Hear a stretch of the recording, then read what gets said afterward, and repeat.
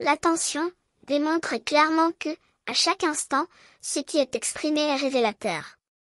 Porter un regard minimal sur cela oriente le chercheur vers la conscience. Les expressions manifestent une vague qui a tendance à emporter l'être de force, souvent de manière drastique, plutôt qu'une vague que l'être pourrait surfer. La simple attention domestique la vague et en fait une compagne. Les dragons peuvent être domestiqués, même s'ils possèdent un outillage gigantesque et dangereux. Les contraires, les ennemis semblent l'être, mais ils ne le sont pas, car ils offrent aux marcheurs la vision des dangers et des limites à affronter et à dépasser. Et c'est là que l'attention révèle. La même compréhension apporte la certitude que la défaite ne vient que de la désertion. Se connaître n'est pas seulement un signe ou une orientation. C'est la clé.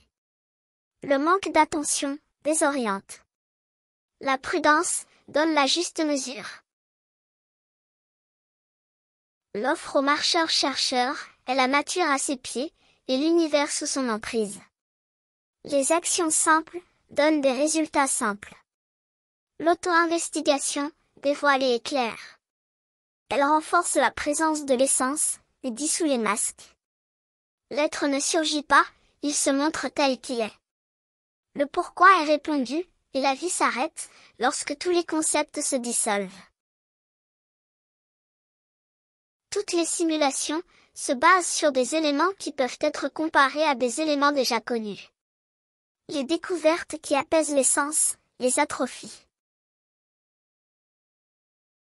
Les sens, qui devraient être des auxiliaires pour leur propre amélioration, et le développement des aspects plus subtils qui leur sont liés, voient leur fonctionnement diminuer, par leur remplacement par des éléments artificiels. La quantité de moments consacrés à des tâches, qui ne font que distraire le chercheur, a augmenté et continue d'augmenter de manière exponentielle.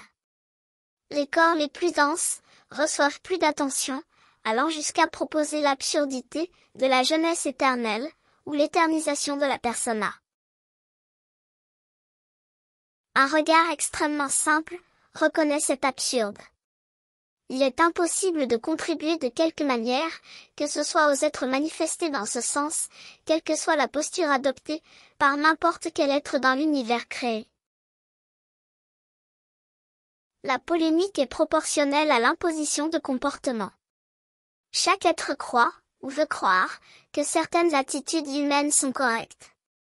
L'humanité est l'un des grands paradoxes de la manifestation. Peut-être le plus grand. L'humanité est aussi ou plus incompréhensible que l'univers lui-même. S'y pencher peut sembler une grande folie, ou pire encore, une perte de temps. L'auto-questionnement révèle les aspects secondaires de ce concept d'humanité. Le texte ne demande ni n'impose d'abandonner les attitudes dites humaines. Il place simplement cet aspect de passage au bon endroit. Il n'y a rien de mal à ce que la science, ou toute autre chose, soutienne cette idée d'expérience.